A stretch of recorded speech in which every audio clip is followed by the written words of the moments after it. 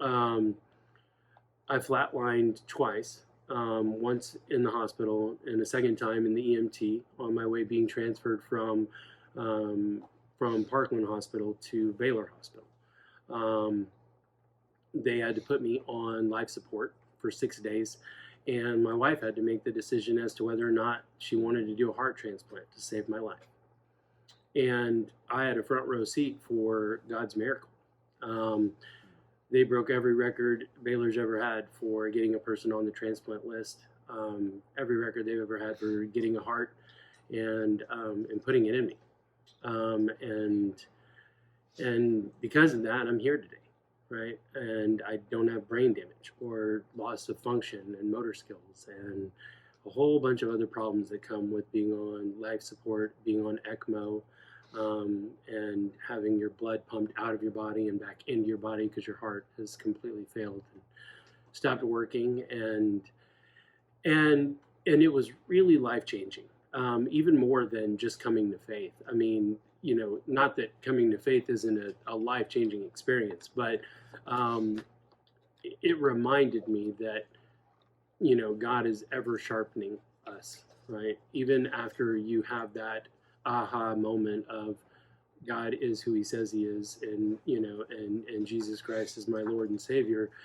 There's still more to do, right? And there's still more sharpening to be had, and and so much more has happened for me over the last couple of years through that experience because it's taught me so much about how I value time, how I value life, relationships, experiences, um, people, right? And you go through something like that, and you come that close to death at 39 years old, and you say to yourself, like, man, like I just can't put the same importance on the things that I used to do, and I think that is just so paramount for me now as opposed to what it once was. I mean, don't get me wrong, I love work, right? I enjoy working. I mean, I enjoy success, but it's just not as important as it used to be, right?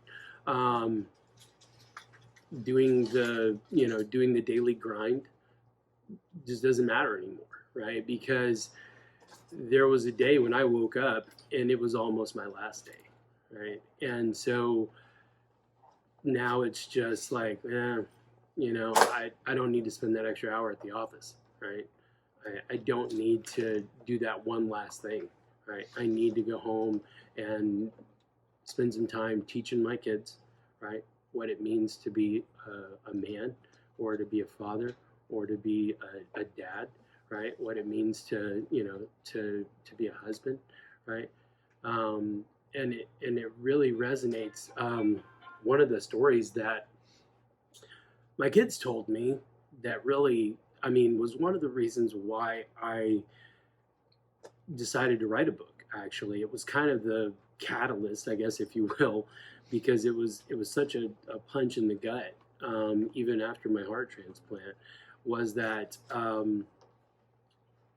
my kids always used to write, like, they're old enough now that, like, they're at that age where they go to school and they're like, write something about your parents, and they would write the story about, like, my dad's such a hard worker, because that's what they knew about me, was that dad's always at work. And while that can be um, a nice moment, when you think that ambition and success means a lot, when you go through something like this, you start to realize that it doesn't mean quite as much as you think it does when you come back around and you realize that what your kids really want is just time. And I had this gut check moment when I signed my son up for football after 2 years of him begging to play, and I kept trying to convince him that football probably wasn't his sport. And he was like, "Nope, it is. I'm certain that it is." And and I said, "Okay, we're going to do this." And I signed him up, and then we get out there, and they're doing tryouts and doing all the different positions and things, and it dawned on me. I'm like, "Oh my God, I haven't taught him how to throw a football. I haven't taught him how to catch, right? I failed him. And what that led to was him getting benched, right? And and he was heartbroken that he didn't get to play as much as he wanted to. And when I went to him and I said, "Hey, bud, like, why didn't you ask me to play?" And he was like, "Well, you always tell me tomorrow."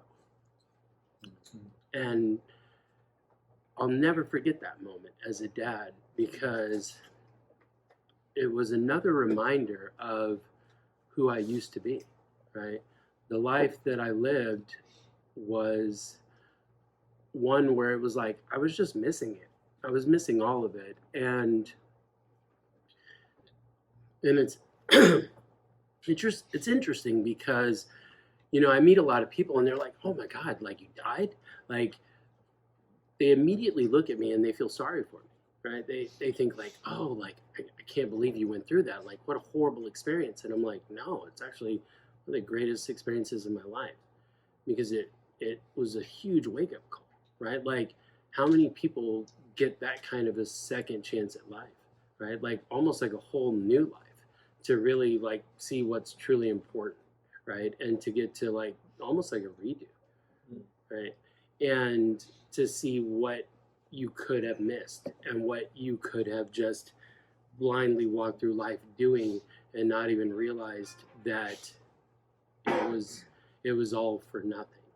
So, it was things like that. And that moment was really one of the first catalysts that led to, okay, I've got to write about some of these experiences that I've had, and I've got to talk about this, because it's too important to just keep to myself, right? And to not share with others. So, and for you guys, what I would say is that, I think all of us as young people, because I consider myself still in y'all's age bracket. I mean, you know, I'm a little bit farther along in terms of the kids and things, and I know you guys are young married, or still single and not quite at that age, where you've gotten there, or you've got young kids. But I think, that age group of us, of 30 to 40, 30 to 50 age group, is such an important group for all of us, because we are the generation that shapes the next generation, and we're the generation that takes care of the older generation, right? It's our time to be the leaders of the world. And and I think it's so important to realize that, like, you only get one opportunity to lead, to really lead. And the world is kind of, I mean, it's been failed, I think, for a long time in that regard. It's been failed in leadership. And I think we have to realize that, it's not anybody else's job other than ours, right?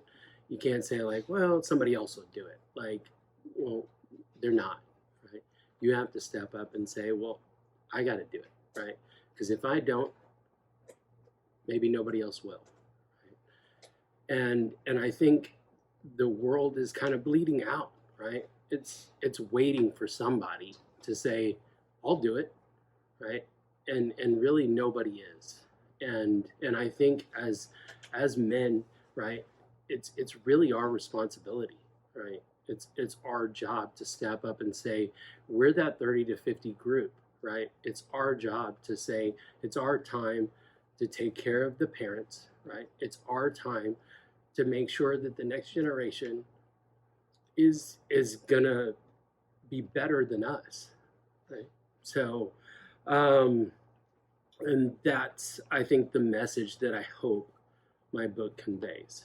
And amidst all the controversy and all the rough topics that it shares with people, I think that, those are the things that I really hope that people take away from it. So, but Other than that, I guess I will leave you guys with that. I do have some verses that I know you asked me to bring that I'll share, but other than that, I'll let you guys kind of ask questions at that point. So.